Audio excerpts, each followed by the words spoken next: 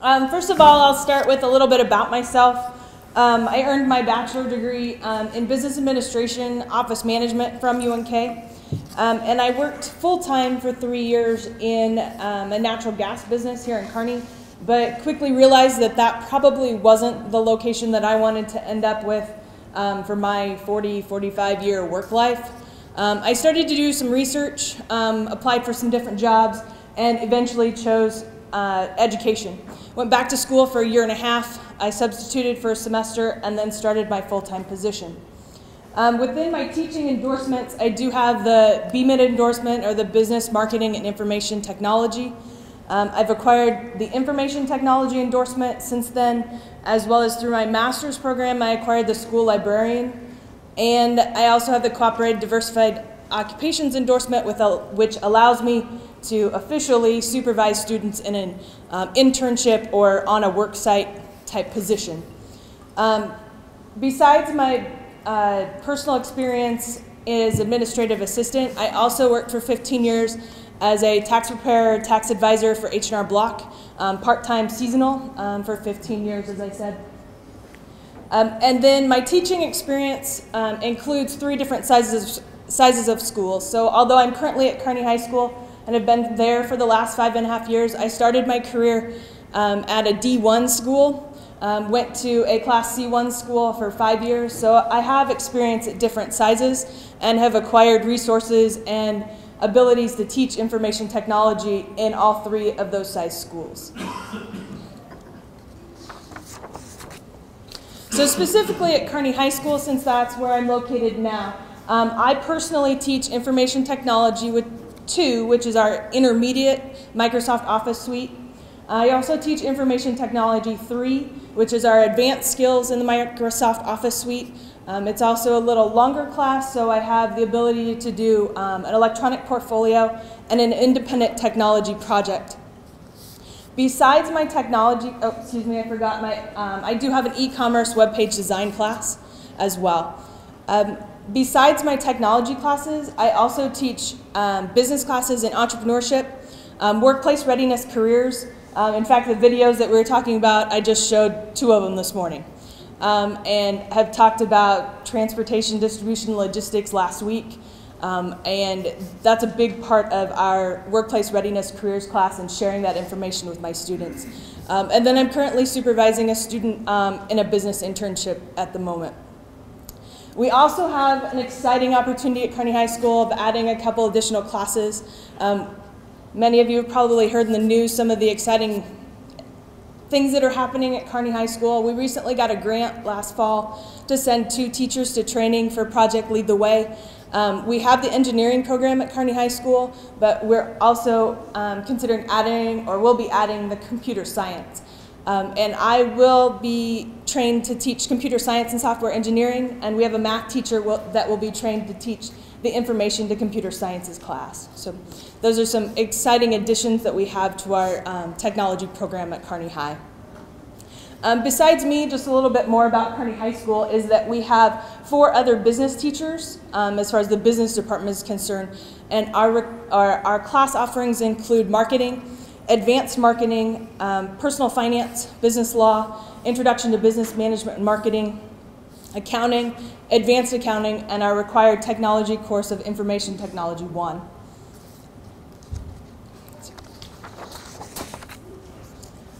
So what I thought I would share with you is specifically about each one of my classes and some resources or some best practices about each one of those. So the first one is the Information Technology 2. And format-wise, it is our intermediate office skills class. I basically have 6 units, which are computer concepts, Windows, the operating system, Microsoft Word, Excel, PowerPoint, Access as well. It's a 9-week class on our block schedule, which means we meet 88 minutes per day. On a traditional schedule, that would match up to a semester course. So typically it's grades 10 through 12. Sometimes we get a freshman in there if they happen to take a first term or first quarter class at Infotech 1 and it matches up to their schedule. We might get them in the 4th term for the Infotech 2 class. And it is an elective class, it's not a required class. So I do have to do some of the recruiting process to get them to come to the class because We all know how exciting Microsoft Word is. So best practices, as far as this being a mostly underclassmen class, it's a structure for them. They need the guidance, they need the regularity of the class. I usually do a brief instruction of information. It's mostly a learn by doing. That's kind of my philosophy, that somebody, and we've probably all heard the research along the way that says we will learn more by actually doing it. So I will share with them some information, then have them do the assignment or the activity that we have. And then they're strongly encouraged to ask questions. If they get stuck, ask their neighbors, get that teamwork piece involved. I tell them, you can help your friend, you can help your neighbor. Please do not do that for them. If I see them grabbing their mouse or grabbing their keyboard, I kindly tell them to take their hands off and tell them to talk them through it. And that's another way to get them to work on their verbal communication and providing instructions. If you've ever had a student try to give you instructions, a lot of times they will leave out the details. So if you make them talk somebody else through that, they're more likely to remember it for themselves. So that's been fairly successful for us. Also making them relevant with assignments that we have. I can't always do that because it doesn't necessarily always match up with the resources that I have, but when I do, we just started Excel last week, and so one of their assignments was comparing trip costs. So they had to look up hotels and and all I wanted them to be able to demonstrate that they could enter information into Excel and put in a simple sum function. So they had to be careful with their time management and not get caught up in the details, but demonstrate the skills that I was looking for. So then I also have a lab monitoring system. I did get a lab monitoring system at my C1 school as well, which was very helpful. Mostly you can block you just lock down their monitor, but I really like it for being able to show my screen on theirs. When you have Excel and all those grids, like if you're trying to look up there and trying to focus on something, if you're sitting in the back of the room, that makes it very difficult.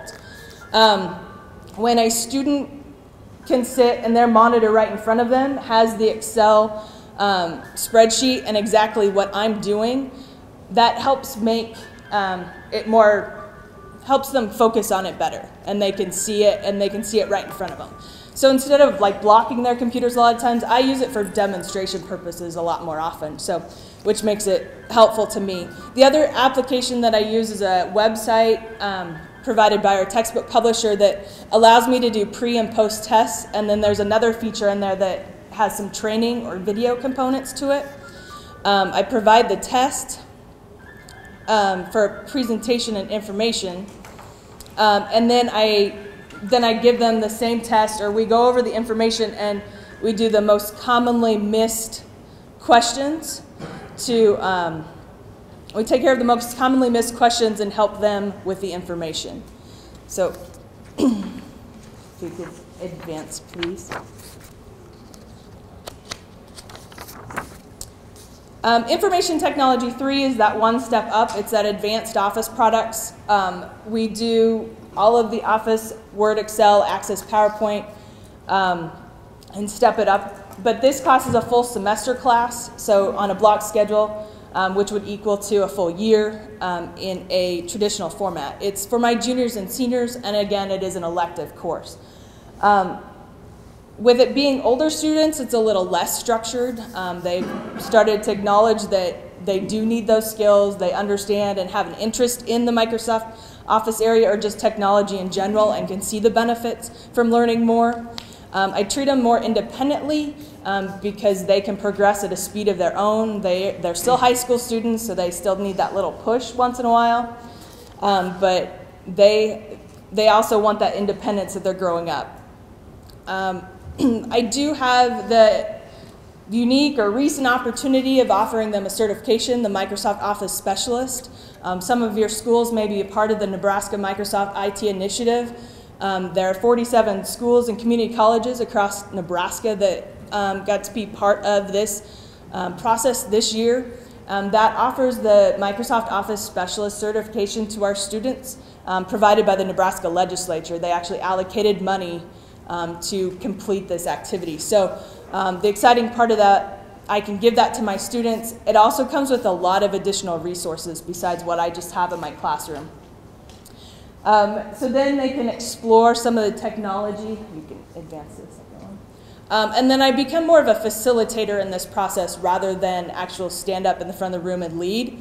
And I will answer questions. Like I said, they'll learn more from doing, and if they get stuck, I'll help them and we get through that process. In their independent project, they get to choose their technology project that they want to do. In the last few years, I've had some students use Code Academy. I've had students use Corel Draw in cooperation with the laser engraver and produce actual products. Some have worked on, we do have the Adobe suite that we use in other classes, but they want to delve in it more deeply. So it gives us students some opportunity to work in technology areas that we don't have necessarily specific classes at Kearney High for yet, or in the process of getting. So that gives them another opportunity to explore the technology area.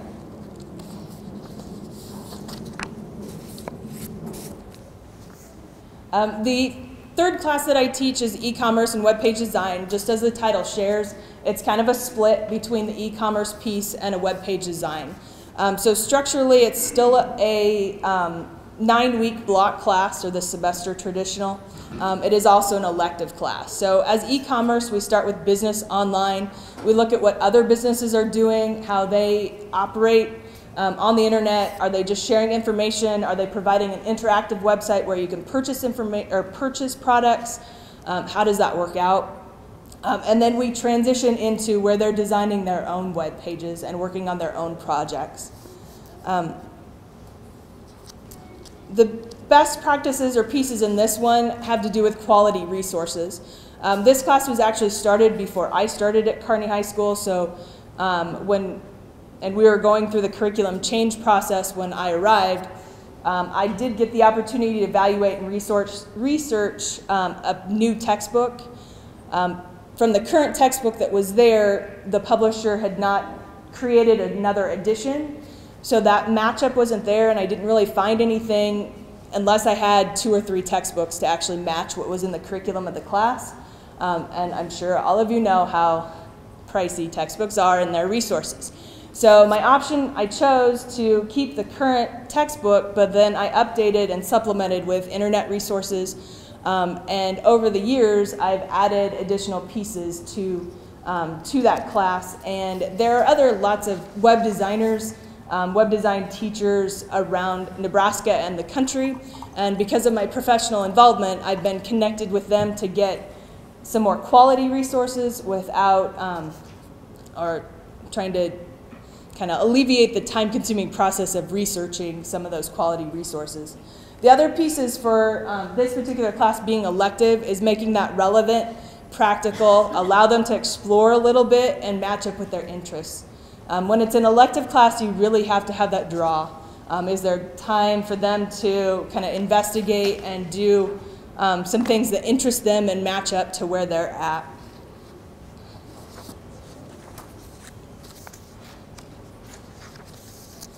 Just for examples for the relevant and practical, in the e-commerce side of things, we will do several different assignments. One makes them look up insurance companies, one makes them look up banks, one assignment makes them look up tax preparation sites.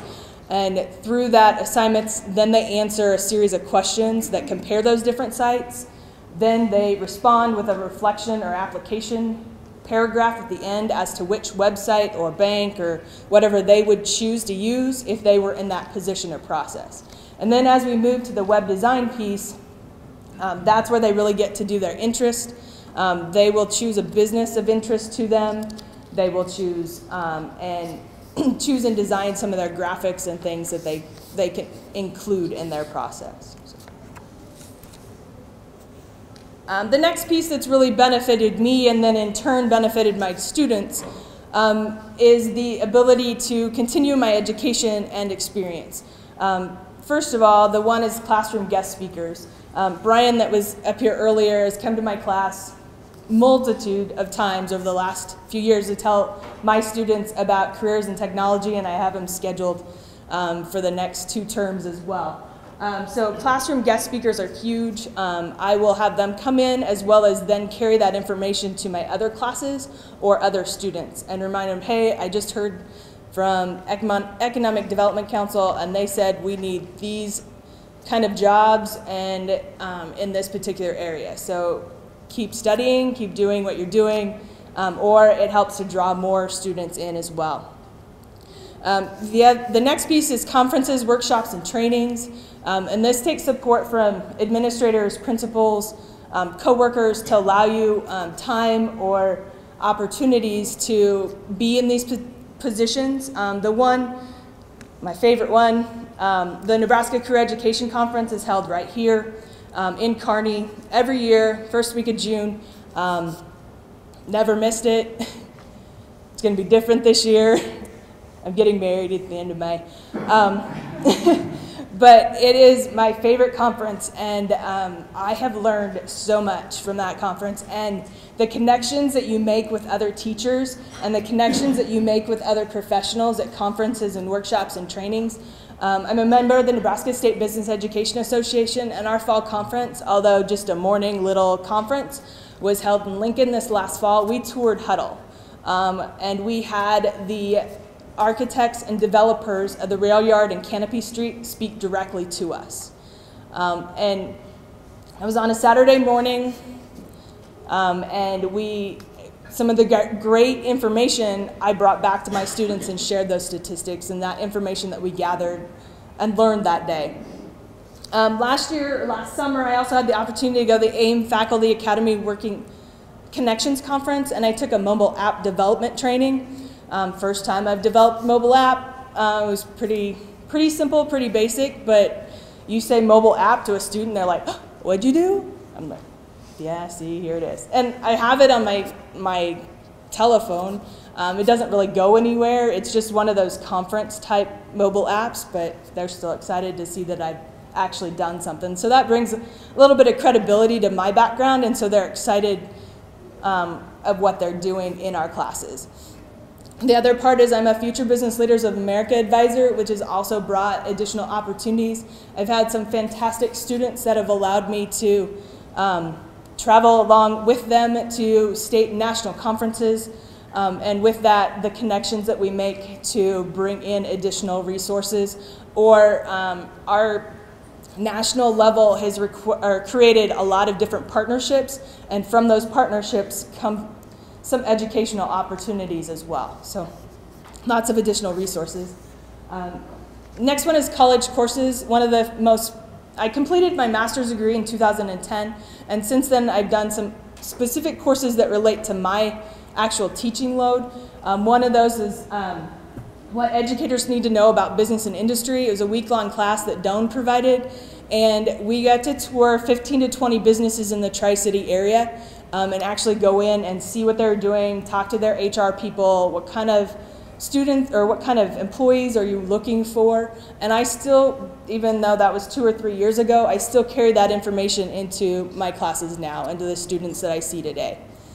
And then the last item as far as continued education and experience is certifications. I talked about the Nebraska Microsoft IT Initiative and the Microsoft Office Specialist. I'm currently certified, I'm Word Expert certified, and then I also have Excel, PowerPoint, Access, and Outlook. And then I'm IC3 certified, which is a digital literacy certification. And that corresponds, I never remember the three, computing fundamentals, key applications, and living online.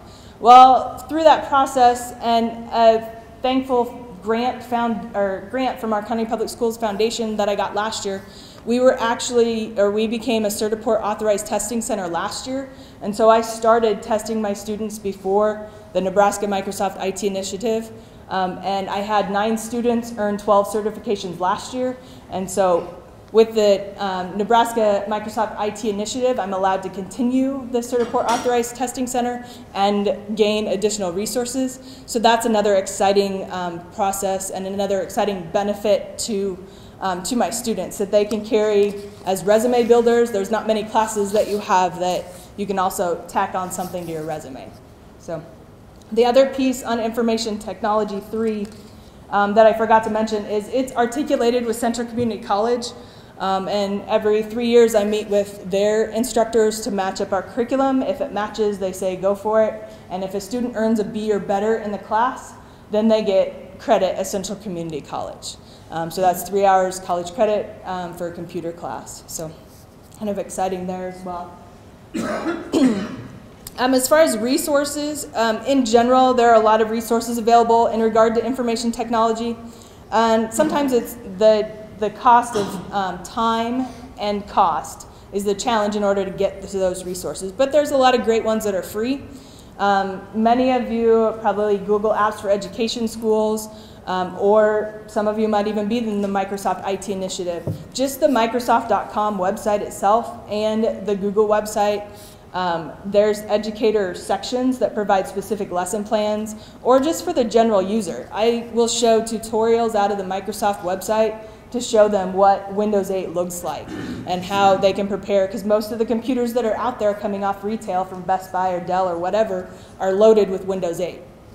Even though we have Windows 7 Professional in our classrooms. So how do you use your home computer if you're not using it at school?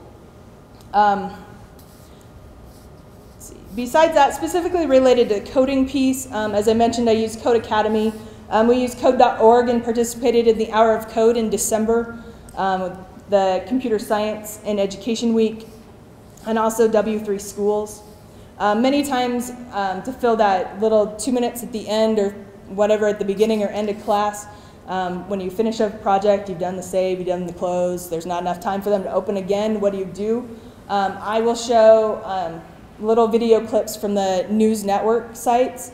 I like Tech Bites from ABC News, but all of them have technology pages to just help them and make them be aware of what's going on in the future. There was a question earlier about creating connections between rural students and business and industry. My recommendation to that question, or my response, would be your career student organizations.